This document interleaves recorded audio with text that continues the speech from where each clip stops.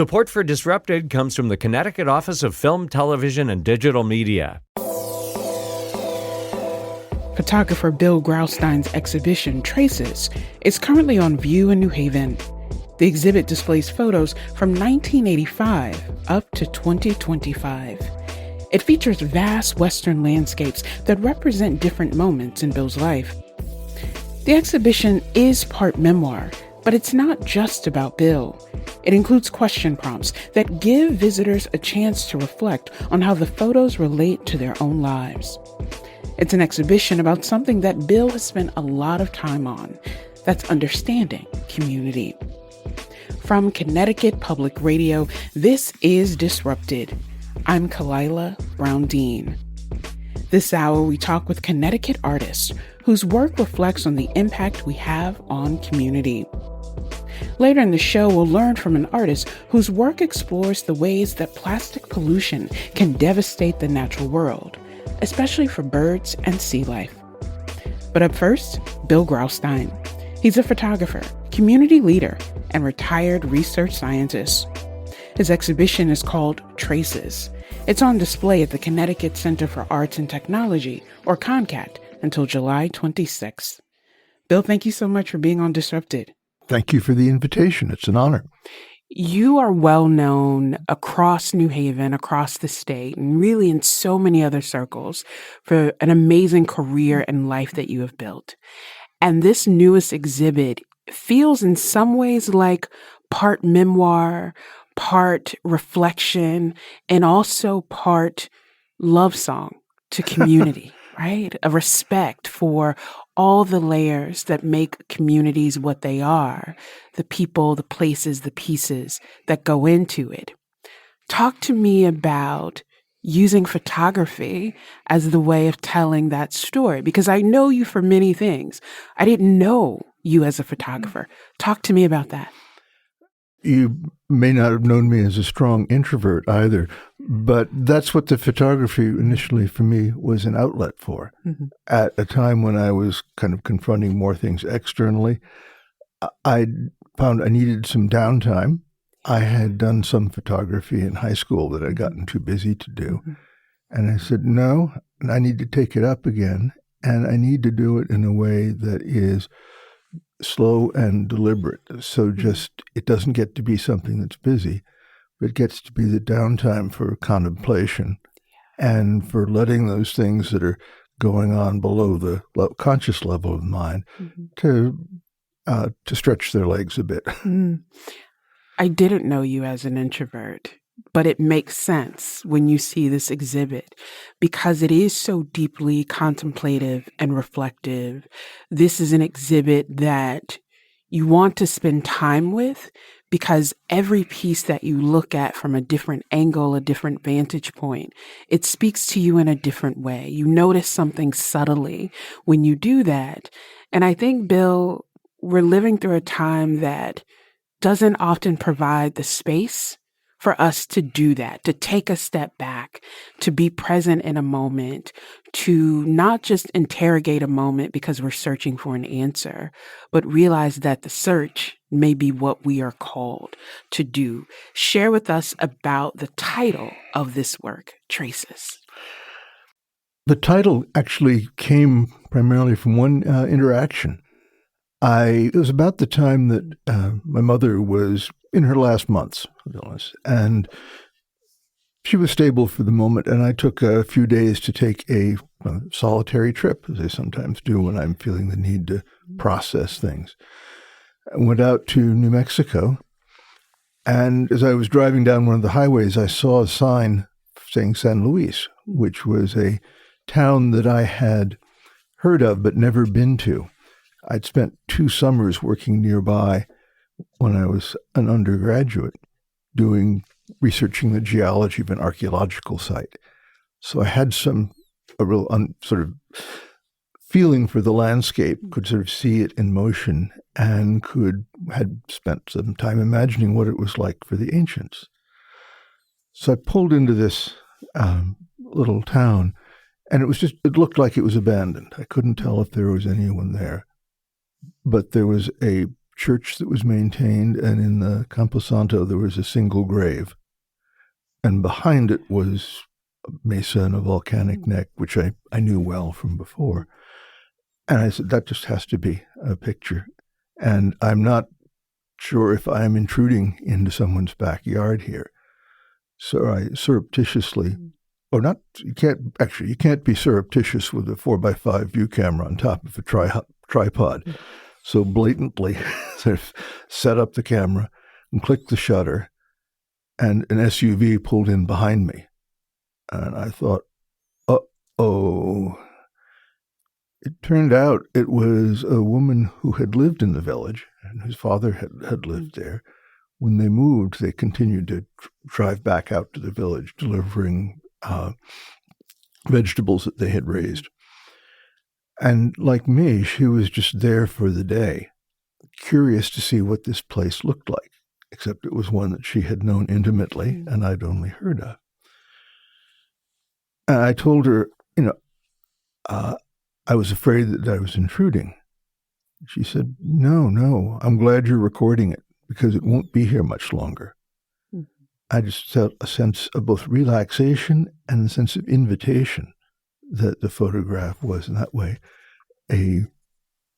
became a record of something that was about to be lost. Yeah. So I sent her a copy of the photo and we completely lost touch. When I started working on the exhibit with Magali's, that was one of the images that came really kind of alive. I thought, I wonder if I can still find Renee. So I went and Googled her name, which was an unusual one. Couldn't find her, but I did find Harrison, by the same surname, whose what Google had hit on was an interview in a newspaper about a book that he'd just published about his mother's recollections of the Rio Puerto Badlands. So I wrote him immediately, and it turned out he was indeed the son of the person who had given me that advice. We went on as we talked. He said that when he was growing up, they would go out there often, and he would have the same feeling of trespass, and his mother would tell him the same thing that she told me. No, it's important that you know this because this is your heritage and your ancestry. So that's where the title came from, that really our exchange between, from that kind of chance encounter. There's this persistent theme in the exhibition about what you term witness and trespass. And so the ways that we are witnesses to culture, to experience, and the moments when we ask ourselves, am I trespassing in this space? What does it mean to be in this space when I am by myself versus when I'm surrounded by others? And so much of that is not just our internal calculus, but it requires, Bill, a recognition that although we may bring reverence and good intention, there are others before us who have not. And so in some ways we inherit that distrust, which is valid, but also makes it difficult for us to say, but wait, my intentions are this. How do I also acknowledge how you receive it? It was so powerful to me. And for our listeners, I went to see this exhibition. I went to see it at CONCAT, Connecticut Center for Art and Technology. And at the time that I went, there's this amazing summer program happening at CONCAT with 70 community young people attending this. And at the start of me viewing this exhibition, the young people from the camp come down the hallway. And so that juxtaposition of hearing their excitement of being together had me wondering, as I am witnessing this exhibition in all of its layers, am I trespassing on this safe space that these young people have helped curate? And they were lovely and they were energetic and they wanted to know what I was up to. But it is always that recognition of our sense of place, Bill, our sense of responsibility to bear witness in a way that is responsible. That photo that you mentioned of this newly formed grave is one that stood out to me. I know this may be almost like asking, is their favorite child? Are there other pieces of the exhibition for you that you say, I knew I had to include it in telling this story of witness and trespass? About a year ago, some of the pictures that I'd taken over the last 40 years just started coming to mind. So the images that are up there are largely the ones that sort of had raised their hand in that moment. And as I started to think about that and talk about it with Magali Svido, it was clear that those were ones that held traces of the past. So that then sort of became the theme and the reason for selection. And also I wanted to, rather than just being a collection of photos, it also for me represents kind of the arc of my changing awareness over the last 40 years. I'm on the board of an organization, Public Allies, which prepares leadership in young adults for primarily those who have not had access to leadership development opportunities, and a leadership based in values that focuses on working across cultures and cross differences. We'd had a terrible experience due to some internal mismanagement that had a racial component to it. So there was a great deal of harm that had been done and a great deal of trust that had been broken. And as a board and senior staff, our leadership decided that confronting some of the past was important to our integrity as an organization and to be able to deal with the challenges that were in front of us. So as we were touring the Whitney Plantation, which is a museum in Louisiana, curated from the perspective of the enslaved, one of the people in our party, and I was thinking, okay, this is a time for reverence, keep camera in pocket. One of the members of the board said, no, if you notice yourself feeling something, just take out your cell phone and take a picture of it. So it was an invitation to take a picture when I was in the middle of a communal experience where we were all trying to come to grips with a difficult situation and a difficult past. And so it was a chance to record really that tension between witness and trespass. What are the things that I would normally kind of not say or say in a very diligent or cautious way afterwards, to be able to take a picture and say, here's this moment, opened up, at least for me, that understanding of that the boundary between witness and trespass is a blurry one. And for me, it was also opened my eyes to saying the only real way to place it usefully is to experiment consciously of stepping into the area of ambiguity. Bill, I want to say something. This might be a revelation for you. I don't know if you know this, but you are an older white gentleman. I know it's earth-shattering revelation to hear that, right? And one of the things that I've always appreciated about your witness and your leadership is this ongoing commitment to learning, to building, to be able to do that difficult work of figuring out what it means to be in community and to be for community. And I mention those pieces about your identity not to be flippant, but to remind us that we are all capable of being on this continuing journey, even though our current political climate says that's not possible. And the ways that you do that in this exhibition is also about bringing together those layers of the physical space that we are part of, the sacred spaces that Indigenous people have protected, and the importance of land and water, and the ways that by showing reverence for all of those pieces of what makes us who we are, it allows us to be open to learning, even when it's difficult, even when it's challenging, even when we think that we've already learned the thing. Was there something that you learned about yourself as you were on this journey of putting together this installation? I think much of the kind of that conscious learning about self preceded working on the exhibit. And that was all, what's the expression or the criticism of, someone can talk the talk but not walk the walk. Mm-hmm. I think there's a really important intermediate step, which is stumble the mumble. And that's the place where you kind of learn to get your balance. It's a little bit like that consciously exploring the boundary between witness and trespass.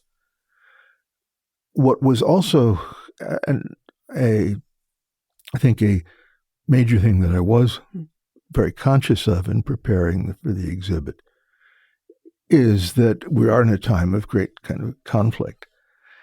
But we're also in a time that where there's a great deal of fear, mm-hmm. and the fear is played on mm-hmm. by both sides mm-hmm. to drive the conflict. And what I hope Traces does is invite people to take a very deep breath and allow themselves to disconnect from those fears for a moment mm-hmm. and to reground themselves in what those stories or memories are that shape who they are. As a part of the exhibition, there are note cards with questions and sort of reflection prompts. And one of those cards asks, what are you being called to listen to? Another asks, what threads from your own story are pulled gently into view by these images? And it encourages people to connect in a different way that is not just about the moment or figuring out this moment, but about listening to that still quiet voice that often gets overtaken by all the noise of what we have to do or what we think we are required to do. And it took me a long time to choose a card, right? Because they all were speaking to me. When I finally made the choice about, okay, here is the card I will take, it then took me even longer to write a response because it forced me to really stop and think deeply about what is it that I'm being called to listen to. And Bill, I think once we give ourselves the license to reflect on that question, then it is, and what are you going to do now that you recognize you are being called to this? And so that took a long time. Then I wanted to read what everyone else had written because that spoke to my heart in a different way. And as I did that piece of it, I looked behind me and there were a few of the young campers who were there kind of watching or witnessing me move through this. And it was this beautiful moment of seeing that sense of wonder on their faces. And then also thinking about that connection that we all have, that we're all searching for something, even if we don't know that we're on that search. And that is why I say this exhibit in some ways is a love letter to community. It is a love letter to allowing people to bear witness, to understand that these times call us to reconnect in a very different way. This is an exhibition, as we said, that is starting at the Connecticut Center for Arts and Technology, but will go to other places as well.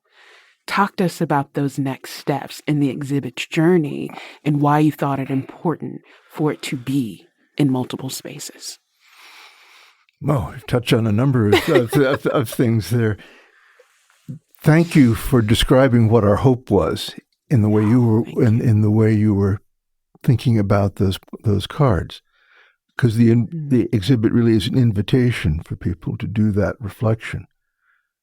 I think our minds are wired so that we have a bunch of memories and stories that are like the things in our kitchen. We use them every day, and they're readily accessible. But we also have got a store of memories that are they're up in the attic. The ones that are down in the kitchen are the ones that lead us to react quickly. We know what to do. to prepare for a day that was like the one before. I think what the times now call for is to prepare for a day that's not like the one before. And that's where the memories that are hidden up in the attic or in your neighbor's attic are so important, because they're the ones we don't respond to reflexively. They're the ones we have to pay some attention and think about in order to lift up. And then my experience is when a group can start to do that, the range of what it can imagine increases greatly. Mm-hmm. You are on this journey of self-reflection. You are encouraging others to be on their journeys. You've done this also, with the leadership programs and the ways that people come together who perhaps wouldn't ordinarily come together. As you think about this power of this exhibition, the power of reflection, what would you say is your ultimate wish and hope for people? I hope for people that they discover that possibilities, the world of possibilities, is much bigger than the world of their imagination at the moment. Mm-hmm. And that their ability to connect and to gain something precious out of someone who they wouldn't think they would have much connection with is also much greater than they expected. I think what I would hope of the effect might be is we start to move a little bit away from our frequent position of fear and mistrust towards one of curiosity and hope. That to me is a much more generative position, and one that my assumption is that just will enable us to prevail, or more than just survive, but to prevail. Our reason for putting up the exhibition in the different places was to gather responses, as you saw there, and make those part of the exhibit. So you can see what the responses are from Gateway or from Yale School of Management or from CONCAT, and have a chance to look at, well, how do other people see these? What's the point of commonality? What's the point of, I didn't think of that?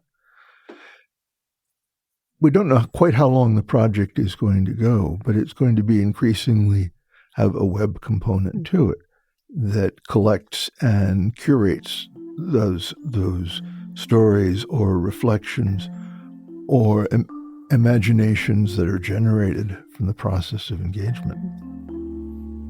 Well, here's to more curiosity and more hope. And we appreciate all the ways that you are reminding us that we deserve that, we're entitled to that, and that we should commit to it. Bill Graustein is a photographer. An exhibition of his work titled Traces is now on view at the Connecticut Center for Arts and Technology, known as CONCAT in New Haven. It'll be on view until July 26th. Thank you, Bill. Thank you, Kalila. Coming up, an artist who educates her community by allowing others to participate in her pieces. This is Disrupted. We'll be right back.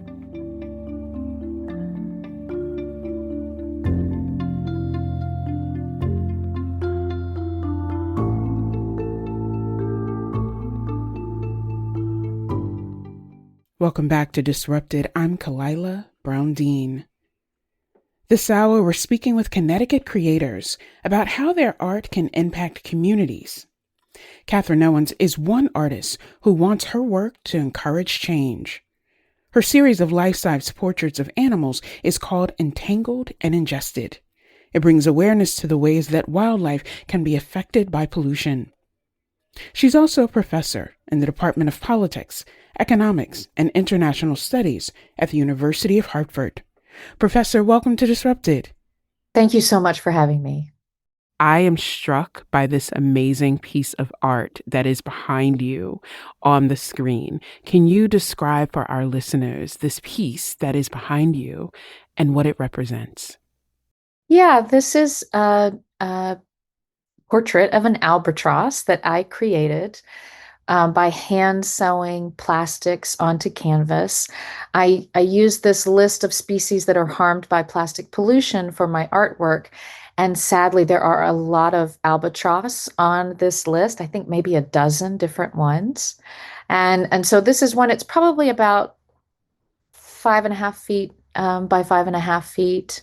And it's not the largest albatross on my list by a long shot, but it's bright green colors with the albatross in white and grays and black sort of positioned against this background. And then in the background, you can see the labels of products that you might recognize. I think it really captures what I see as being one of the most powerful aspects of your work because it brings into focus the things that we take for granted, which is often the earth and all of the creatures who inhabit that earth, the things we take for granted in terms of the products that we use, the way that we dispose of those products, and the impact that that can have on the things that we say we care about and that we value. And so that combined with the bright colors really, I think, speaks to the heart of your work. You have an art project called Entangled and Ingested that creates life-size portraits of animals out of plastic. Talk to us about the genesis of that project and how it has grown and evolved over time. Yeah, thank you. So I have researched water and water policy for about 20 years. And for the past 10 years, I've focused on plastic pollution. And normally, what that work entails, because I'm a social scientist, but I also have this interdisciplinary background in the arts and then the hard sciences.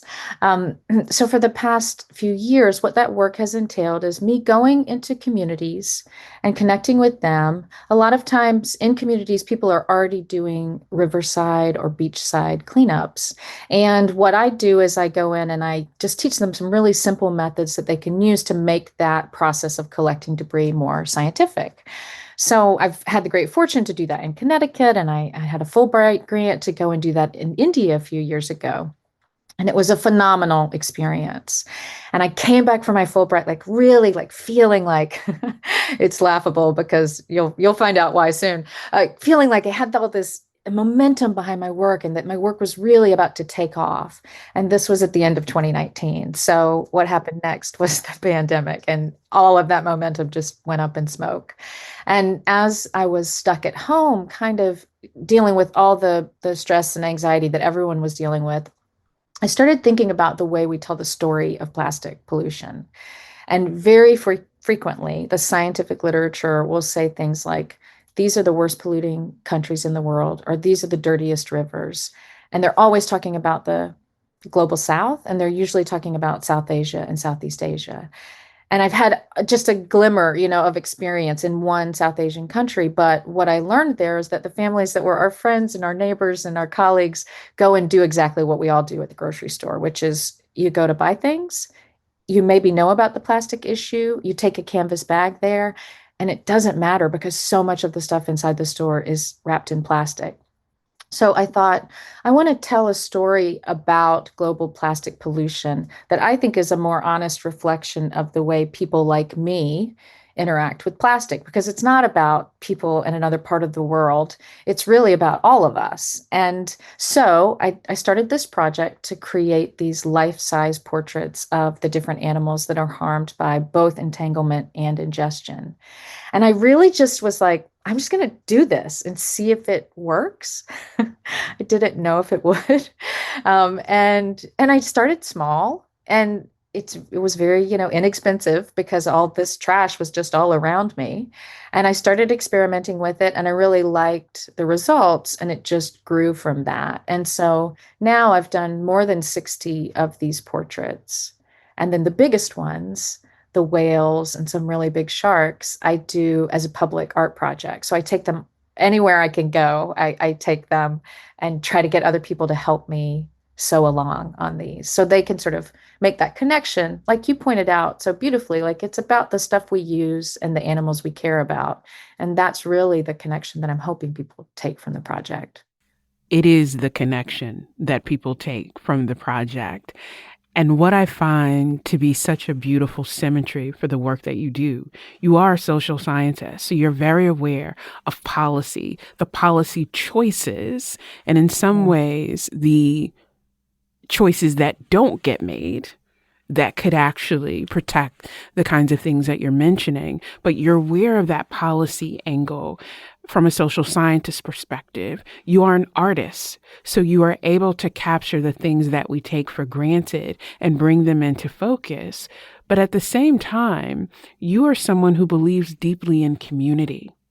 And the kind of cultural humility that it takes to say, it's easy to point to the global South.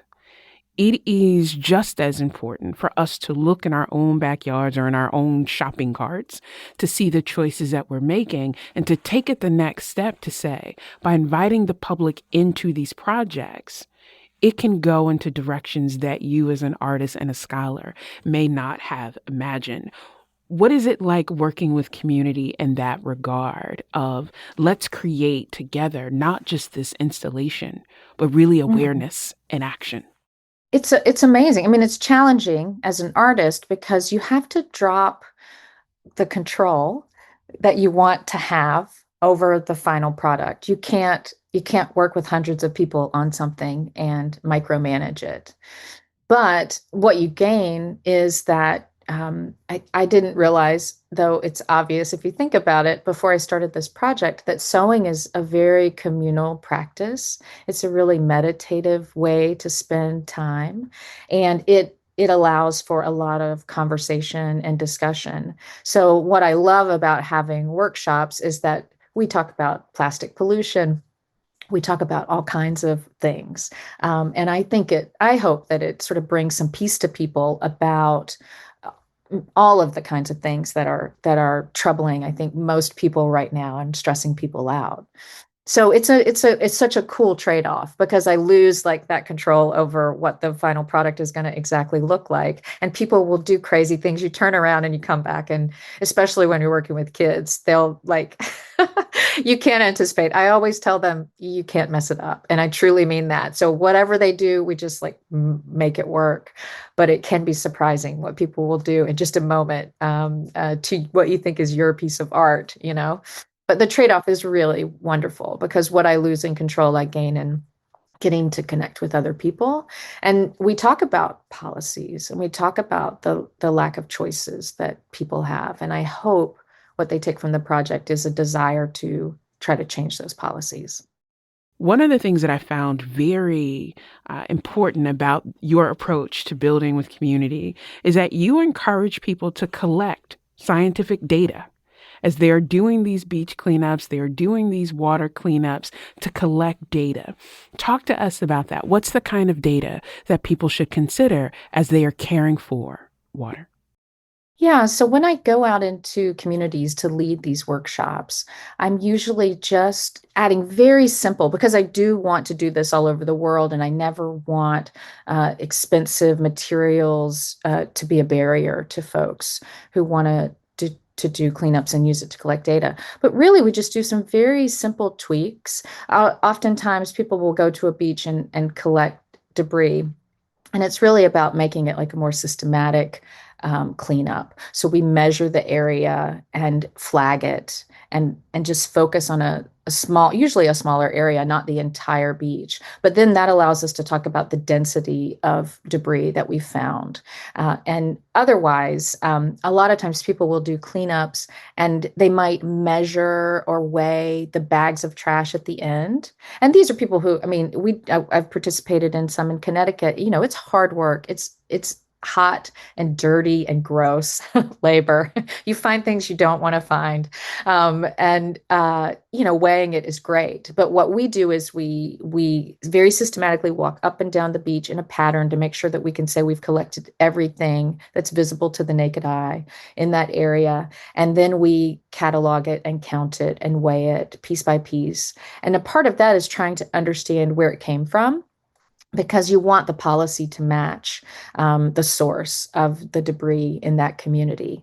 So by doing that kind of thing, we were able to determine in Connecticut when we collected at Meg's Point and Hammonasset that a lot of the stuff we were finding was municipal waste. It was the kind of things people use every day. And that points to where its origins, are from, that it's coming from the trash collection process and not from something like manufacturing or commercial or recreational fishing. So it's just really small little tweaks to help infuse that cleanup with real science. That was Catherine Owens, an artist and professor of politics, economics, and international studies. Coming up, Owens offers her thoughts on the value of the arts at a time when they seem to be given less emphasis in school. We can't solve a problem like plastic pollution just with technology. This is Disrupted. Stay with us.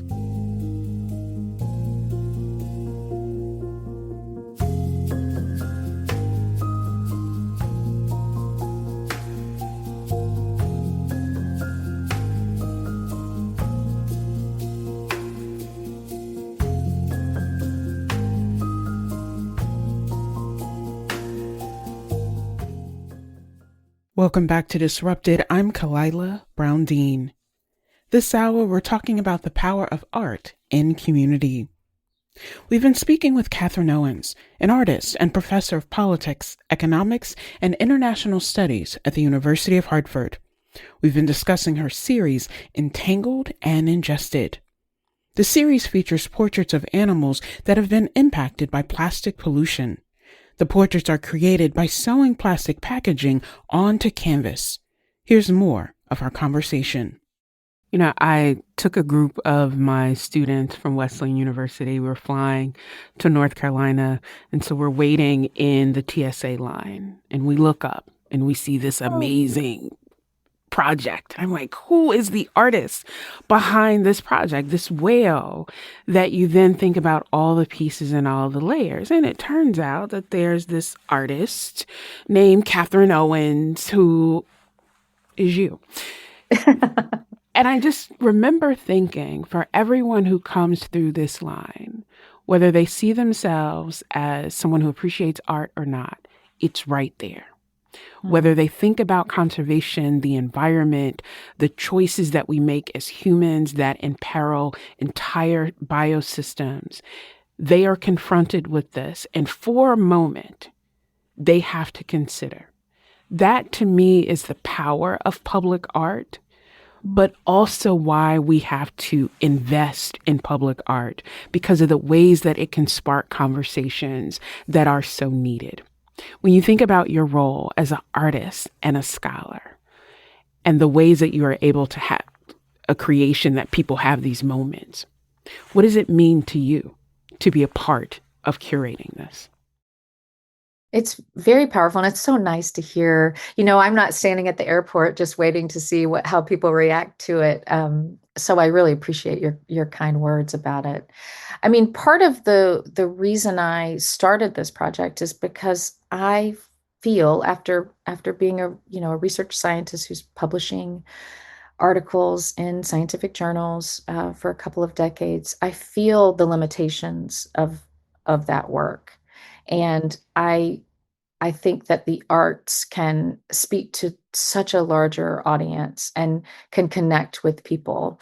I've read articles that are as old as I am, 50-something years old, in the scientific literature where researchers will say, if we don't do something about this plastic problem, it's going to be a real big issue in the future. And that they have been writing that in journal articles for 50 years is frustrating.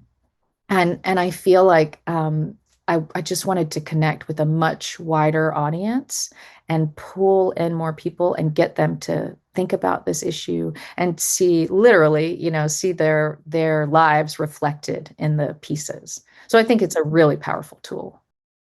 Given how powerful it is as a tool, its ability to connect people across differences. This isn't about ideology. This isn't about partisanship, all the other markers and isms that can divide us more than inspire us. Art also has the power to speak across those differences that can be confrontational, but can also invite people into conversation in a very different way than, say, our academic journal articles or other things. It's amazing how much knowledge is contained in our academic journal articles that kind of circulates around. And yet, at the same time, Catherine, as you well know, we are seeing a retreat from arts. We are seeing schools making really difficult decisions about what they will fund. There's so many artists right here in Connecticut who lost grants because of federal changes, or arts organizations who have never fully recovered since the start of the pandemic. As someone who knows, as a researcher, as a scholar, and as an artist, what do you make of that space, that our funding and support for art is changing at the same time that the power of art is becoming even more prevalent? Yeah, I think it's distressing. And I think it's also connected to the emphasis that our society has had on STEM education over the last few decades. I'm all for STEM. And of course, we can see that technology is important for the functioning of the global community. But I feel like at the expense of all of the arts, we have just focused on STEM. And I see a lot of students who are coming in to my institution, dead set on a degree in a STEM field. And you can see that they're not getting, they don't enjoy it. They're just like grinding through it. And I think we will be seeing for the next several decades what the impact on our society and culture is of sort of abandoning the arts and the humanities, because I think they're critically important for a functioning society. And I think when we believe that everything can be solved with a technical fix, then we're missing the picture, because we can't solve a problem like plastic pollution just with technology. We need to incorporate some major behavior changes and educate, change some policy, and do a lot. It won't be a quick miracle fix from the technology sector. So I think it's tough, and it's really tough to see artists changing fields or giving up or moving on to other things because the world seems to be pushing everyone towards STEM right now. I want to take a step back for a moment, because as we're talking about the sort of current landscape and the ways that you're seeing with young people, I want to talk about the materials that you use, whether it is the sourcing of the materials. I'm looking at the art piece behind you. It is a branded company, very popular for household products, which also is another layer of, making informed choices about the kinds of products that we purchase, but also the pervasiveness of certain things. Talk to me a little bit more about the materials that you use in your current projects. People always ask me, is this the stuff that you find on the beach? And I'm very quick to tell them, no, you would not want to be in a room with the stuff that I find on the beach. It is pretty gross.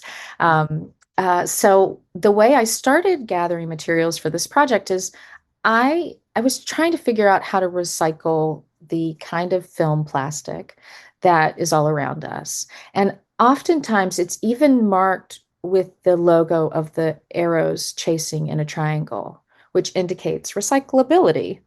And so I would save that material, and then I would try to figure out how to recycle it.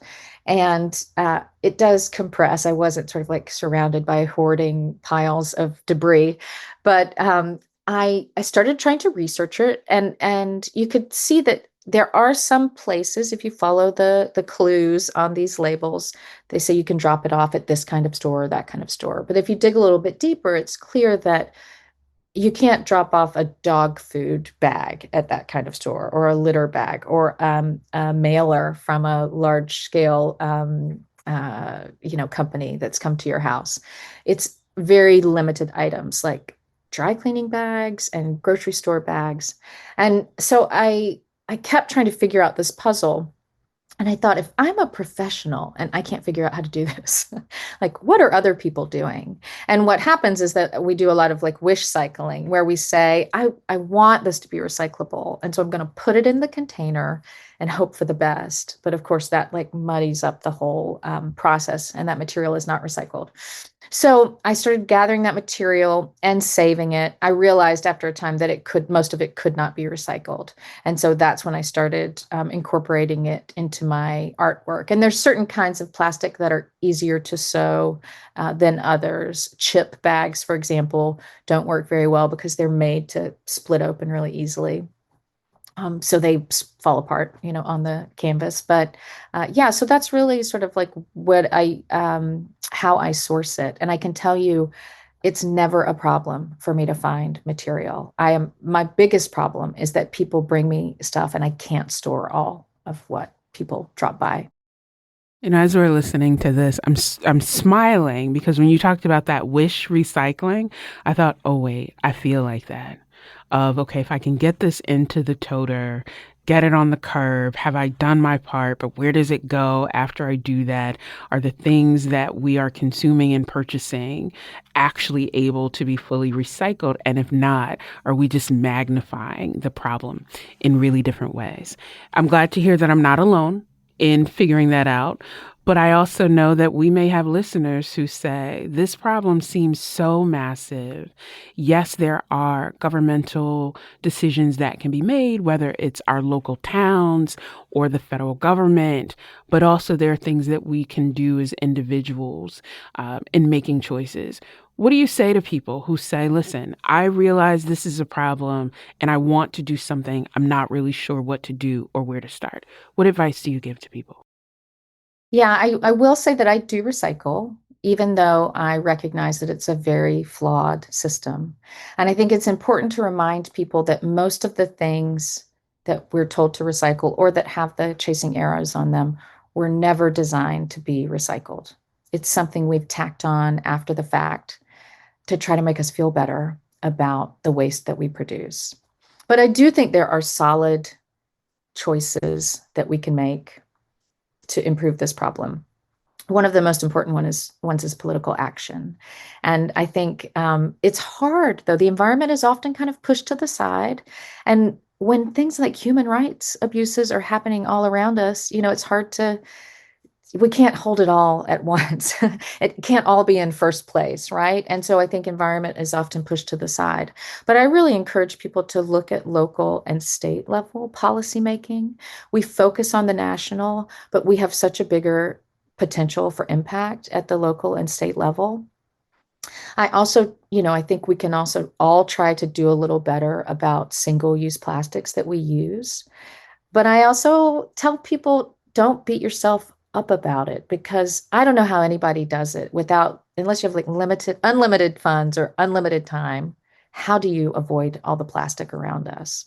So I do try to support companies that I see are doing better and are trying to go without single-use plastic packaging. And then I think political action is just like really critically important. I so appreciate you reminding people of the power of local and state level action, whether that's in your home, in your community, in your neighborhood, in your state, because we can see the impact, but we can also collectively raise our voices to make a difference. Catherine Owens is an artist and professor in the Department of Politics, Economics, and International Studies at the University of Hartford. Thank you so much for joining us. I appreciate you having me, Kalila. Disrupted is produced by Kevin Chang Barnum, Robin Doyon-Aiken, Erica McIntosh, and Meg Fitzgerald. Our interns are Coco Cooley and Isaac Moss. You can listen to all the previous episodes of Disrupted by finding us wherever you get your podcasts. And you can listen for new episodes every Friday at 9 a.m. From Connecticut Public Radio, this is Disrupted. I'm Kalila Brown-Dean. Thanks for listening.